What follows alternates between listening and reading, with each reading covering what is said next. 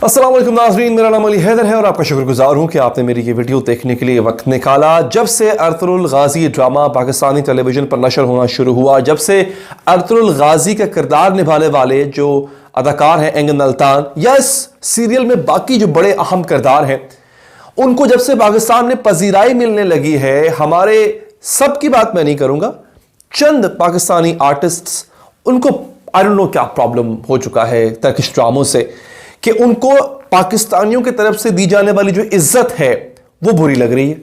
हालांकि यही इज्जत पाकिस्तानियों ने इनको भी दी। हम अपने आर्टिस्ट से प्यार करते हैं। आप यकीन कीजिए, मैं आजकल जो ड्रामे देख रहा हूं पाकिस्तानी, कमाल। और एक बात मैं अक्सर उठते बैठते कर रहा हूं, मैंने इससे पहले रेगुलरली पाकिस्तानी ड्रामे इतने नहीं देखे, लेकिन अब जब से मैं देख रहा हूं नाजरीन, मैं आपको बता नहीं सकता कि इतने फिनोमिनल ड्रामे, ऐसे ऐसे एक्टर्स हैं हमारे पास। और मैं आज भी इस बात पर कायम हूं कि पाकिस्तानी ड्रामों जैसा ड्रामा तो छोड़े, इंडियन फिल्म इंडस्ट्री पूरी मिल जाए ना, तो वो जिस तरह हमारे अच्छे पाकिस्तानी ड्रामे चल रहे हैं, एक ड्रामा वैसा नहीं बना सकते, ऐसे कमाल है। प्रॉब्लम क्या है आपको टर्किश आर्टिस्ट या टर्किश ड्रामा देखने वालों से? अब हाल ही में शर्मीन उबैद चुनाई बहुत मानी हुई डायरेक्टर हैं, उन्होंने ऐसी ऐसी कमाल डॉक्यूमेंट्रीज बनाई हैं, ऑस्कर अवार्ड याफ्ता डॉक्यूमेंट्री वो बना चुकी हैं, मगर उनको हलीम सुल्तान को, जो अभी हाल ही में पेशावर ज़ल्मी ने अपना एम्बेसडर मुकर्रर किया है, उनसे उनको प्रॉब्लम है। प्रॉब्लम क्यों है मुझे समझ नहीं आती है।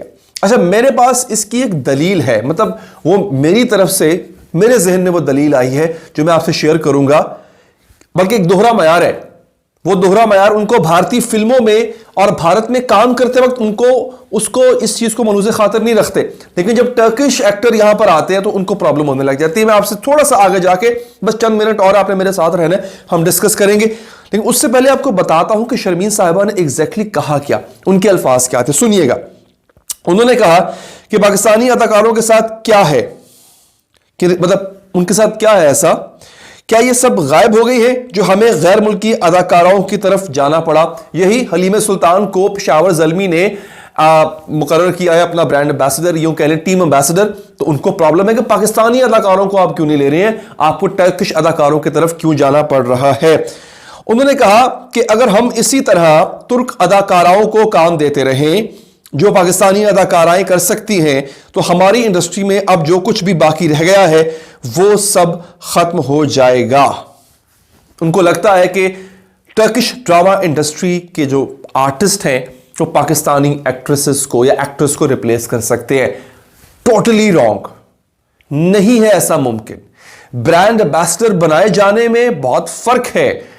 और उन्होंने एक और भी तनकीद की है, उनका तनकीदी जुमला जो है वो ये था कि इंडिया में, सॉरी, टर्की में कौन सी क्रिकेट खेली जाती है जो पाकिस्तान की क्रिकेट का उनको आपने एम्बेसडर बना दिया है?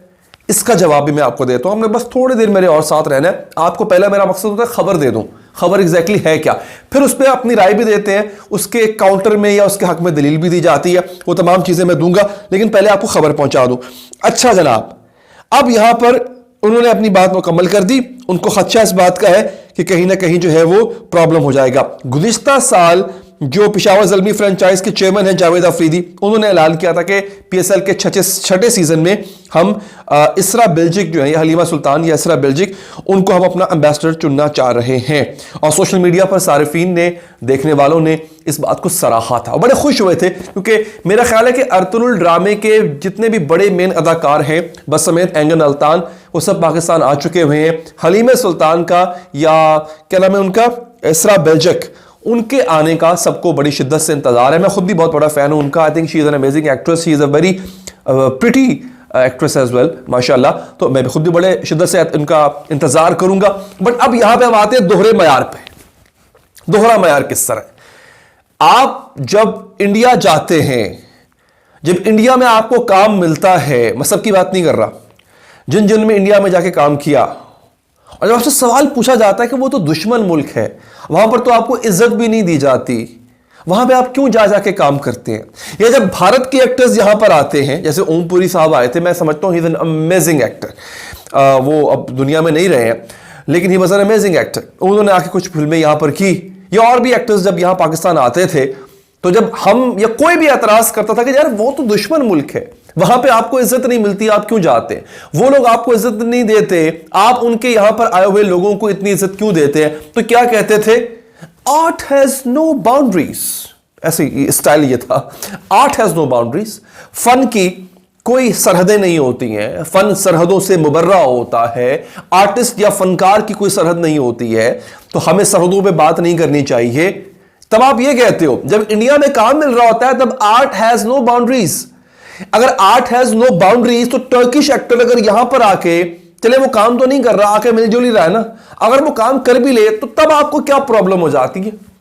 इंडिया से आए हुए एक्टर आपके यहां काम कर ले, आपका करियर या फ्यूचर स्टेक पे नहीं लगता, बट अगर टर्किश एक्टर यहां पर आ जाए तो आपको प्रॉब्लम शुरू होने लग जाती है। आपको इंडिया में काम मिले तो प्रॉब्लम नहीं है आपको, you're okay, art has no boundaries.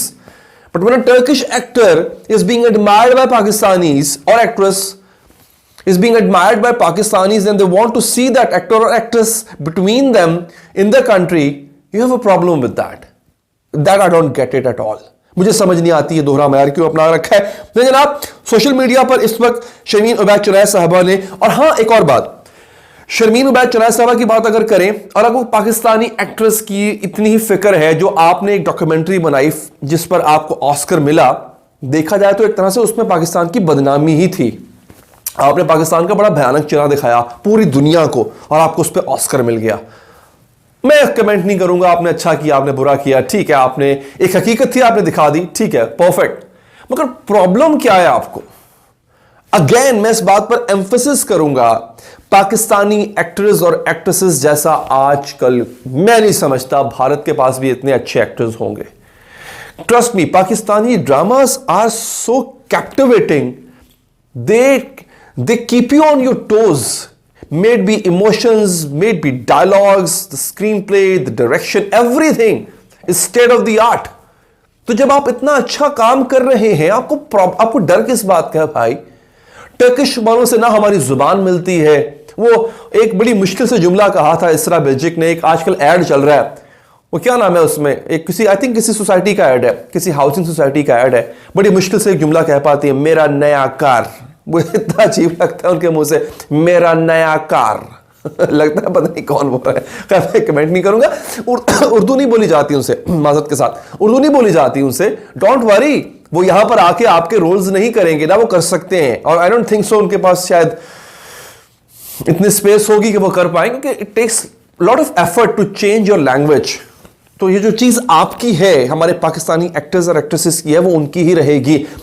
हमारे लोग पाकिस्तानी एक्टर्स और एक्ट्रेसेस के फैन हैं यार, मतलब if there is a world beyond fan, वो हैं, प्यार करते हैं अपने पाकिस्तानी एक्टर और एक्ट्रेसेस से। I respect them and I love them, लेकिन इसका मतलब ये नहीं है कि आप खाइफ हो जाएं बाहर के आने वाले लोगों से।